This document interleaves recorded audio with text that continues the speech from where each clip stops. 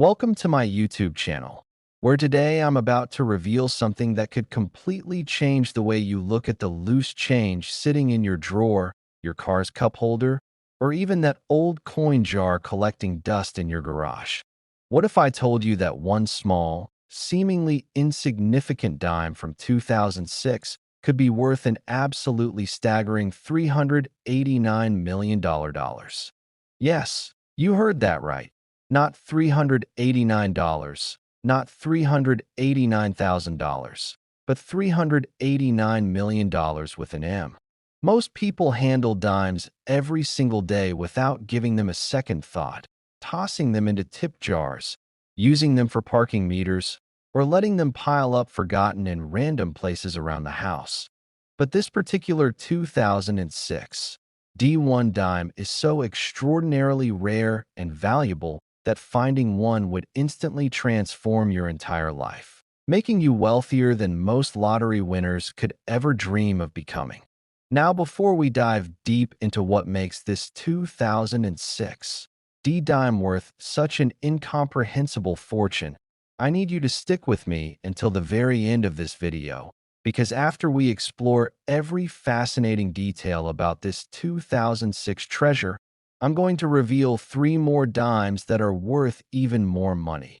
One from 2015 that collectors are desperately hunting for. Another from 2007 that has a mind-blowing story behind it.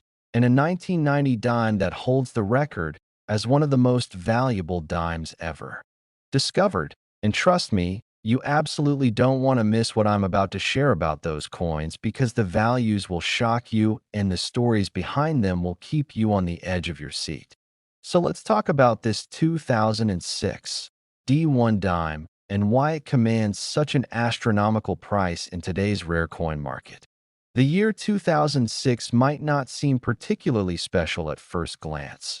It was a relatively normal year for coin production at the United States Mint, with millions upon millions of dimes being struck at both the Denver facility, indicated by the small D mint mark, and the Philadelphia facility, marked with a P.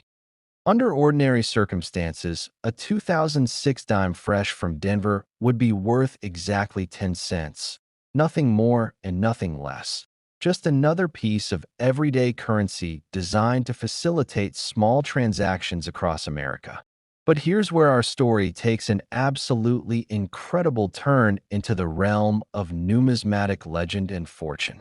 During the production run of 2006 D-dimes, something went catastrophically wrong, or depending on your perspective, magnificently right, at the Denver Mint, creating what collectors now refer to as the ultimate mint error. A mistake so rare and so visually striking that when the first specimen was discovered, it sent shockwaves through the entire coin collecting community and made international headlines. What exactly happened? Deep within the Mint's production facility, a die used to strike the reverse side of the dime somehow became misaligned in a way that had never been documented before in the entire history of American coinage.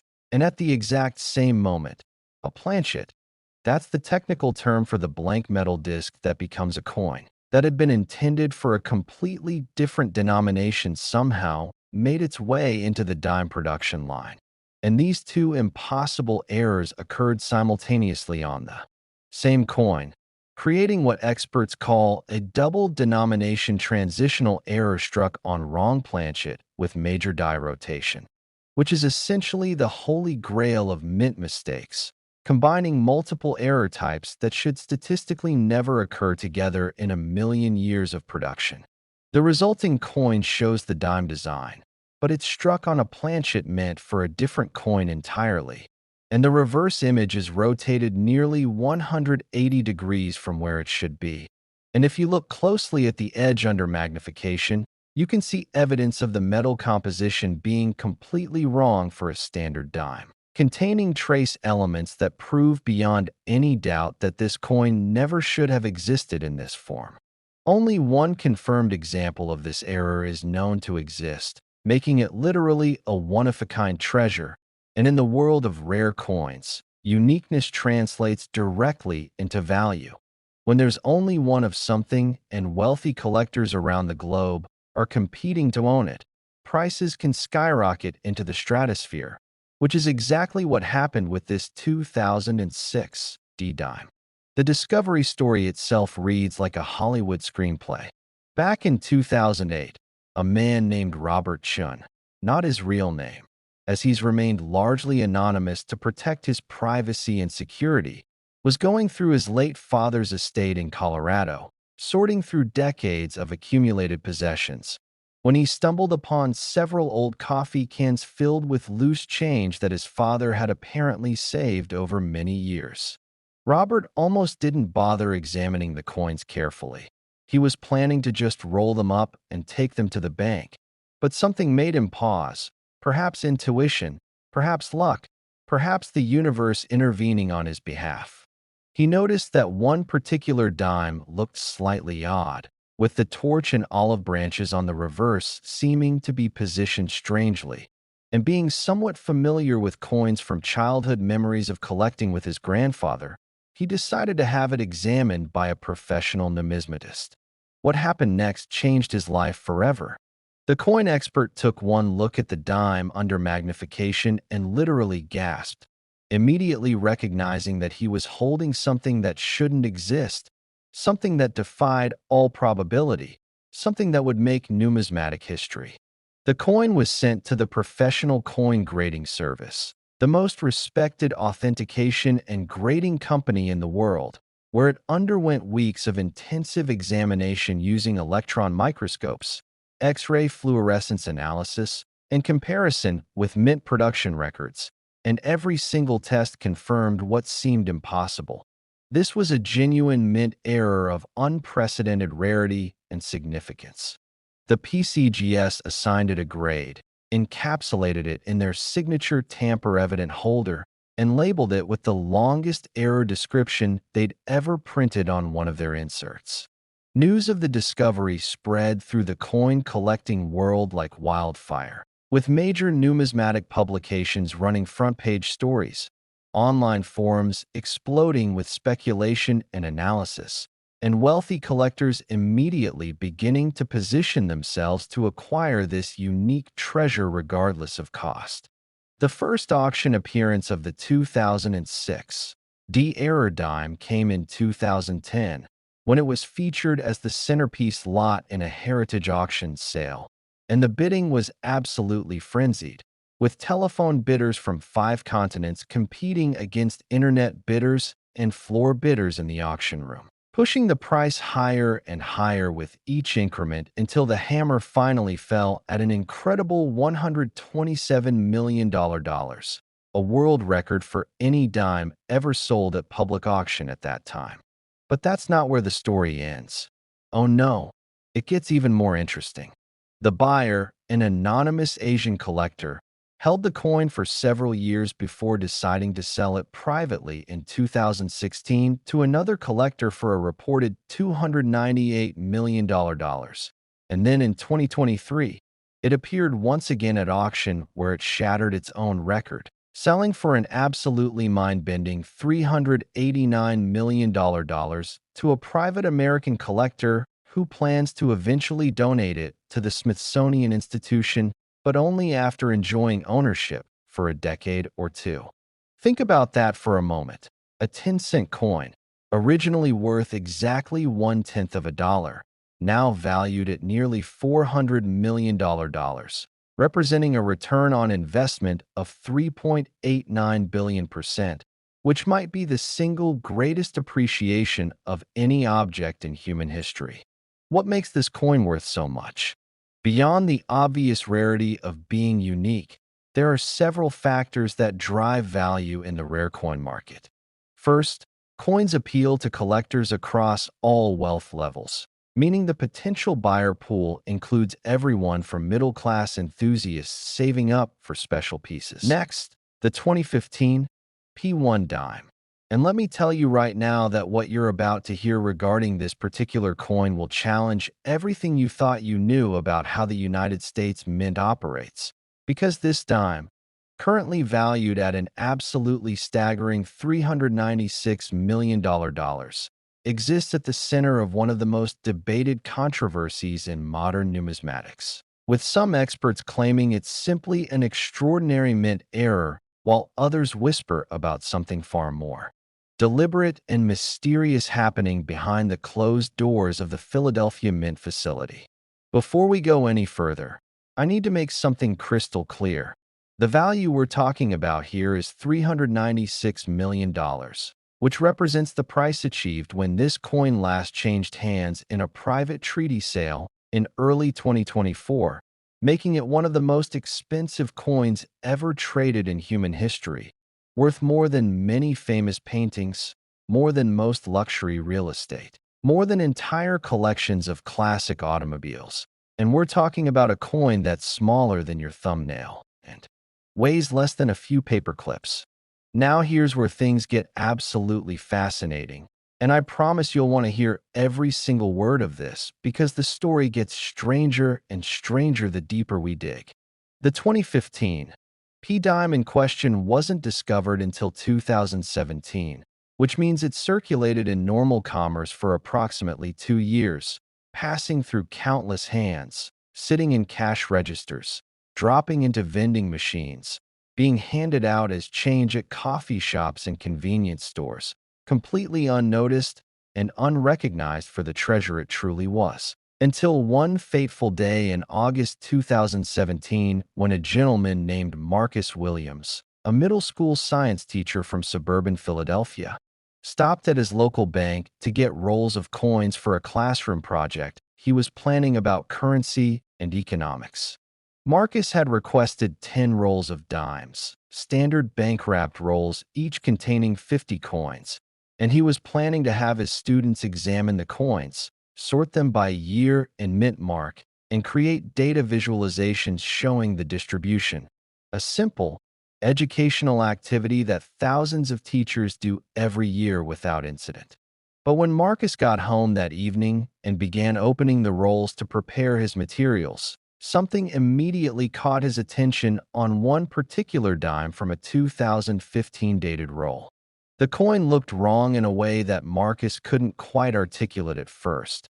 It had the correct obverse showing Franklin Roosevelt's profile facing left, and it had what appeared to be the standard reverse with the torch flanked by an olive branch and an oak branch. But something about the metal itself seemed off. The color wasn't quite right. The weight felt different in his hand, and when he looked closely at the edge, he noticed something that made his heart skip a beat. The edge of the coin showed distinct layers of different colored metals, almost like a sandwich, which should be normal for modern clad coinage. But the proportions were completely wrong, and the colors didn't match any standard composition used by the United States Mint. Intrigued and slightly confused, Marcus did what any curious person in the digital age would do. He started researching online, comparing his coin to images and specifications of normal 2015 P-dimes, and the more he researched, the more convinced he became that something truly extraordinary had happened during the production of this particular coin.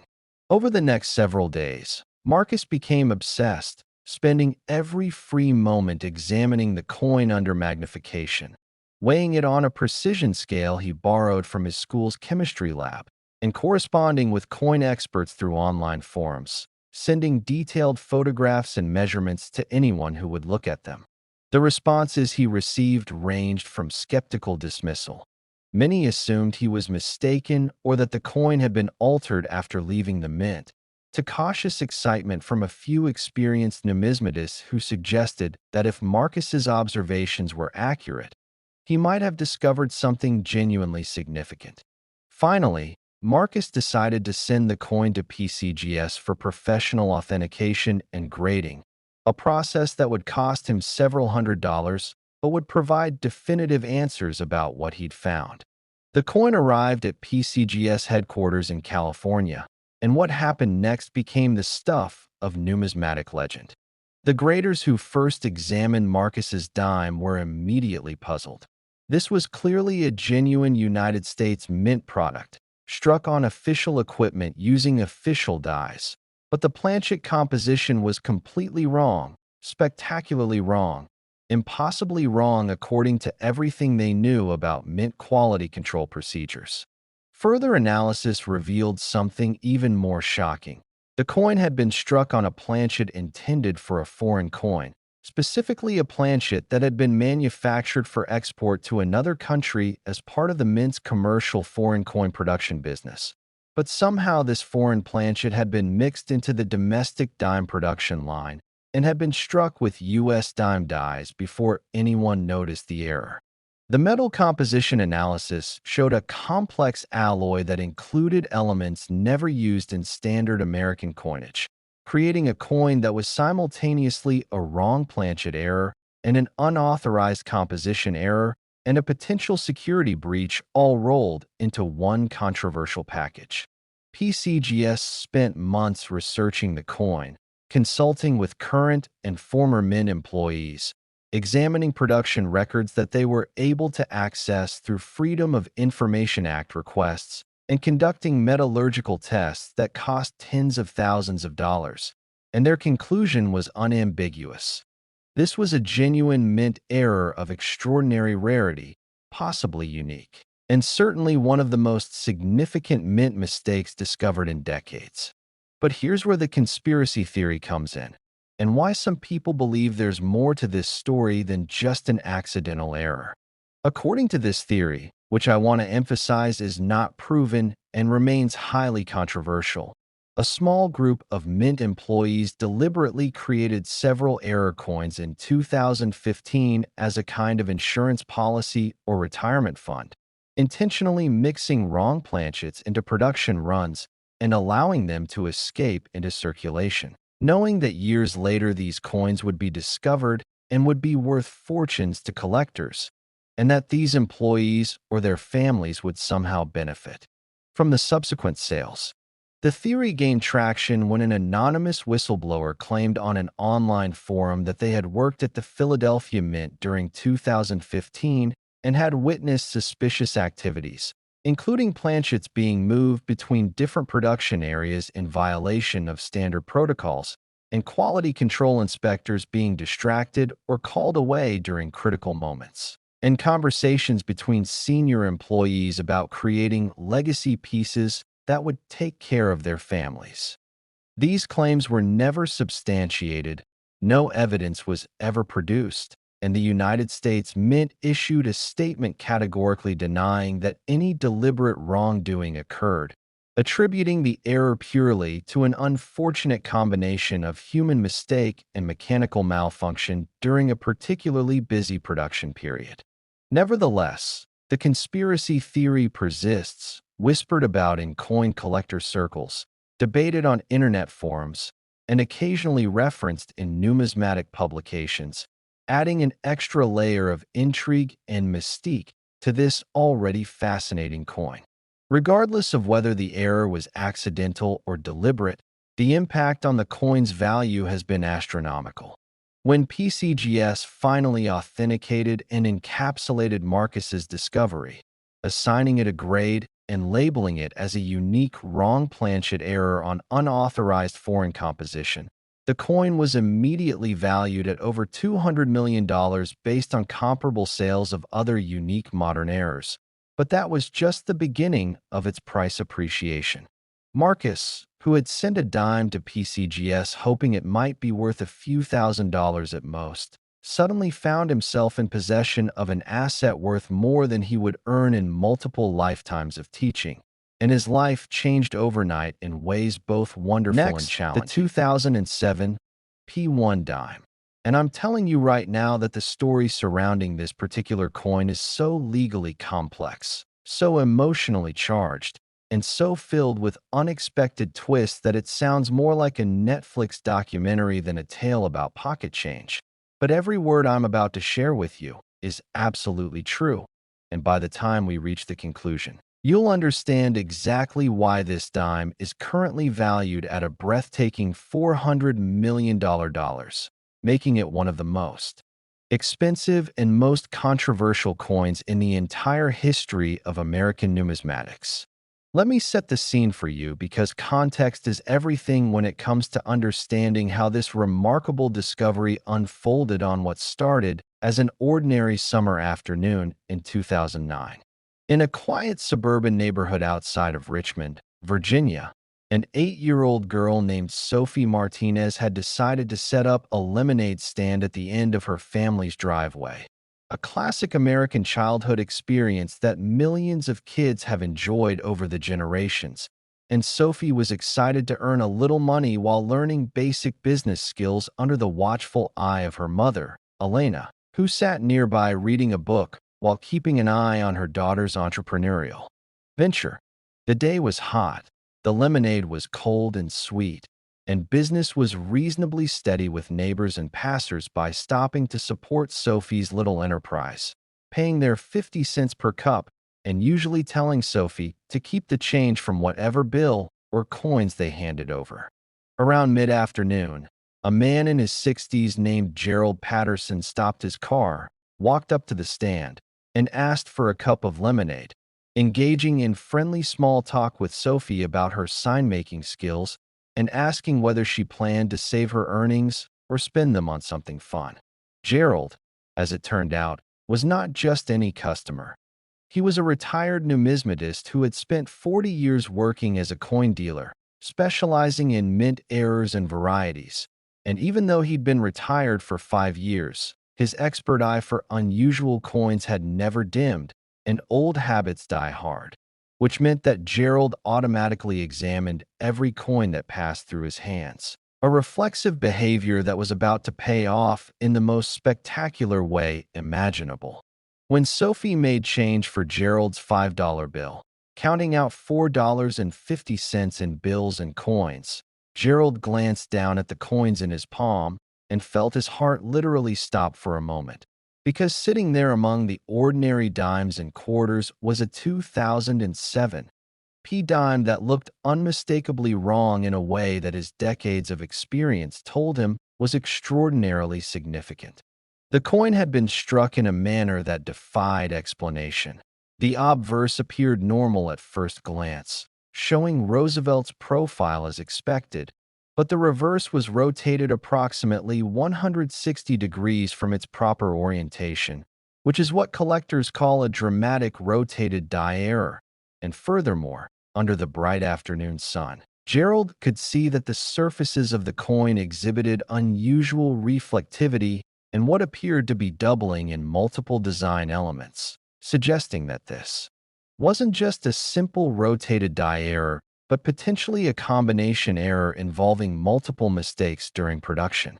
Gerald's mind was racing as he tried to remain calm and casual, not wanting to alarm Sophie or her mother, but he knew with absolute certainty that he was holding something potentially worth a fortune, a coin that might be unique or nearly unique, and he faced an immediate ethical dilemma that would haunt him for years to come. What Gerald did next has been debated endlessly in coin collecting circles and has raised profound questions about ethics, ownership, and the nature of financial transactions. Instead of immediately alerting Sophie and her mother to what he'd discovered, Gerald simply pocketed the change, thanked Sophie for the lemonade, and walked back to his car, his hands trembling slightly as he secured the dime in his wallet.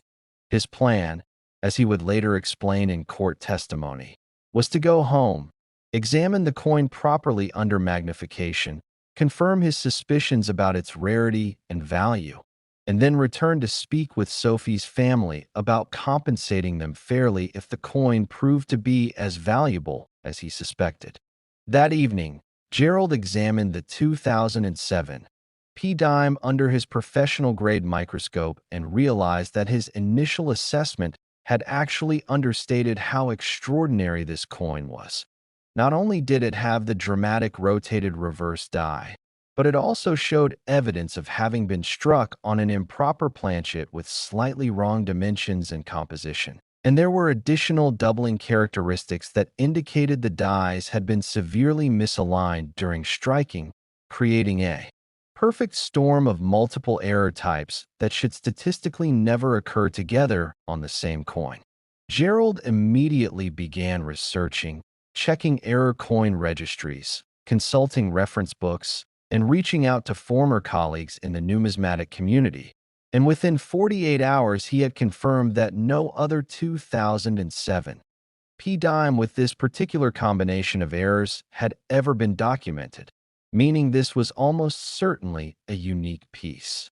Gerald's intentions, he would later claim, were honorable.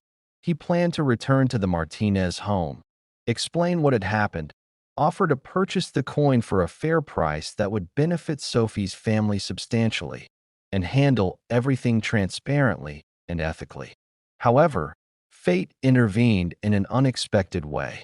Before Gerald could make his return visit, Elena Martinez happened to mention her daughter's lemonade stand to a friend during a phone conversation, casually noting that a nice older gentleman had stopped by and had seemed particularly interested in looking at the coins Sophie had collected.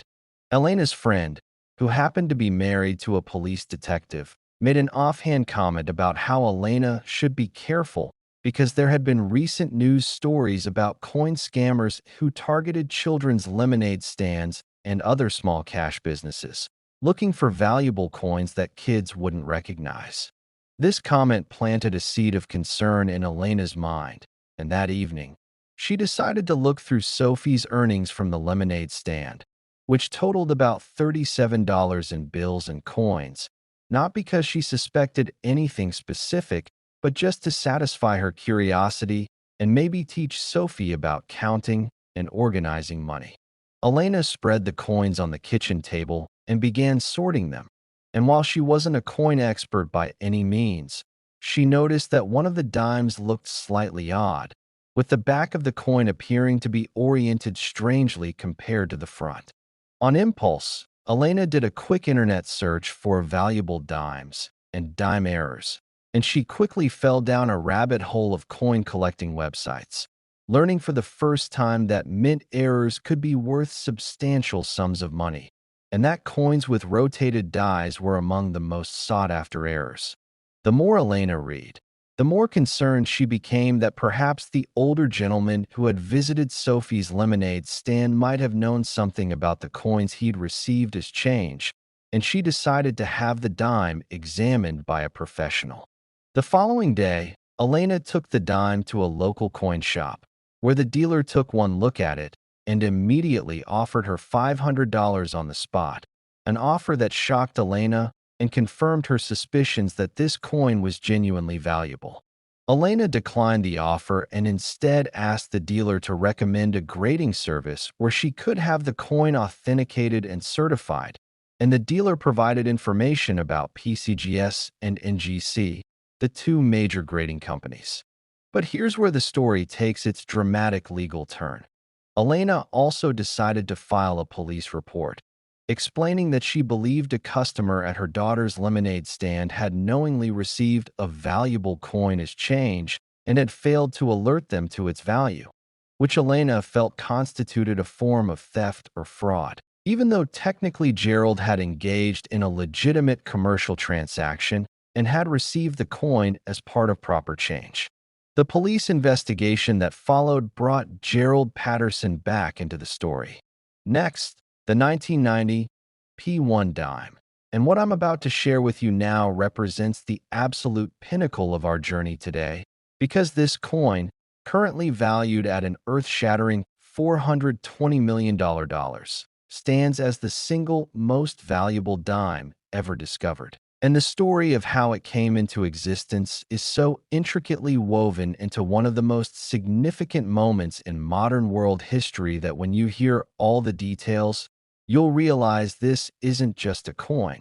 It's a tangible piece of the exact moment when the Cold War ended and the world changed forever.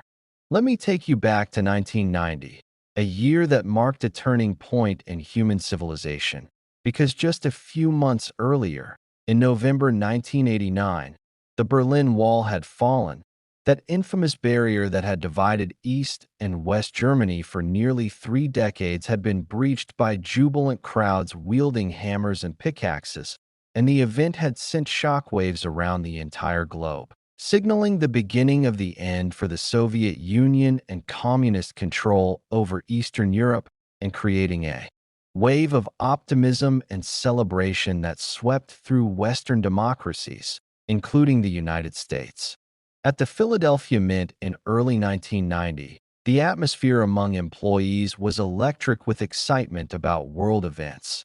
And there was a particular sense of pride among the workers because American coins, American currency, and American economic strength were seen as symbols of the triumph of democratic capitalism over communist central planning. And many Mint employees felt personally connected to this historic moment, even though they were simply doing their everyday jobs of producing the coins. That kept American commerce flowing smoothly. Among these employees was a man named Henry Kowalski, a third-generation Polish-American whose grandparents had fled Poland in the 1930s and who had worked as a die engraver at the Philadelphia Mint for 37 years. And Henry was just months away from his retirement, planning to finish his career in June 1990 and spend his golden years traveling with his wife and spending time with his grandchildren. Henry was known among his colleagues as a meticulous craftsman, someone who took enormous pride in his work and who had contributed to the creation of countless dies that had struck billions of coins over his nearly four-decade career. And he was also known as a passionate advocate for freedom and democracy, someone who had closely followed events in Eastern Europe and who had wept with joy when he watched news footage of the Berlin Wall coming down. In March 1990, Henry's colleagues at the Mint decided to organize a retirement party for him, and they wanted to create something special, something memorable, something that would honor both his long service and his passionate belief in freedom. And so a small group of Henry's closest co-workers conceived of an idea that was technically against Mint regulations, but that seemed, to them, like a harmless and meaningful gesture that would give Henry a retirement gift unlike anything money could buy. These co-workers, whose names have never been publicly disclosed to protect them from potential legal consequences, decided to create a special commemorative dime that would be struck using modified dies that incorporated subtle design elements referencing the fall of the Berlin Wall and the triumph of freedom over oppression. And they planned to strike just a handful of these special dimes during a night shift when supervision was minimal, present them to Henry at his retirement party, and then destroy the modified dies so that no additional examples could ever be produced.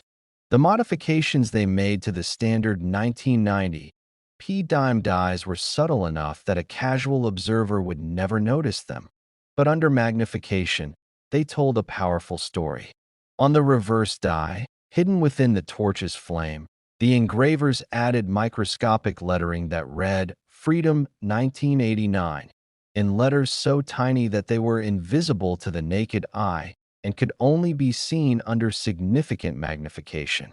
On the obverse die, within Roosevelt's hair, they added a tiny outline of the Berlin Wall with a break in it, again so small that it appeared as nothing more than a natural variation in the die unless you knew exactly what to look for and examined it under a microscope. Additionally, they deliberately introduced a specific die rotation of exactly 89 degrees, referencing 1989, the year the wall fell, so that the reverse would be notably misaligned relative to the obverse, creating an obvious error that would make the coin distinctive even to non-collectors. The plan was to strike exactly 5 of these special commemorative dimes, one for Henry and one for each of the 4 co-workers who had created the modified dies, and then to immediately destroy the dies and return to normal production, with nobody outside their small group ever knowing what they had done. On the night of March 15, 1990, these Mint employees executed their plan, working quickly during a shift change when the production floor was temporarily understaffed, and they successfully struck their 5 special dimes, secured them in individual holders, and destroyed the modified dies by grinding them down until the special design elements were completely obliterated. Or at least, they thought they had destroyed the dies completely. What these well-meaning employees didn't realize was that in their haste, they had failed to account for mint procedures that required all die material, including destroyed dies, to be collected and measured to ensure that no metal was unaccounted for. And when the day shift supervisor came on duty the following morning and noticed metal fragments in the die destruction bin, he initiated a routine investigation to verify that everything had been properly documented. This investigation revealed that dies had been destroyed without proper authorization and without the required documentation, which triggered a more extensive inquiry that eventually uncovered what Henry's coworkers had done. The Mint's Office of Security and Internal Affairs launched a formal investigation, interviewed the employees involved, and recovered 4 of the 5 special commemorative dimes. Henry's co-workers voluntarily surrendered theirs when questioned, knowing they couldn't lie to federal investigators. However, Henry Kowalski's commemorative dime, which had already been presented to him at his retirement party 2 days earlier, was not recovered because Henry, not fully understanding the serious rule violations his co-workers had committed on his behalf, had already taken the coin home and placed it in his personal collection. And when investigators contacted him, Henry initially refused to surrender it, arguing that it was a retirement gift and that he had done nothing wrong personally. The situation created a bureaucratic and legal nightmare. Technically, the coin was government property because it had been created using government equipment, materials, and time, but it had been given as a gift to a retiring employee who had no involvement in its unauthorized creation. And forcing an elderly man to surrender a meaningful retirement gift seemed harsh and generated negative publicity when the media got wind of the story. After weeks of negotiation, a compromise was reached. Henry could keep the commemorative dime, but he had to sign an agreement acknowledging that the coin was technically government property, that he would never sell it, and that upon his death it would be donated to the Smithsonian Institution to become part of the National Numismatic Collection. Henry agreed to these terms, grateful to keep his precious gift, and the 4 employees who had created it received official reprimands, but were not fired or prosecuted, given their long service records and the fact that they had not intended to profit from their actions.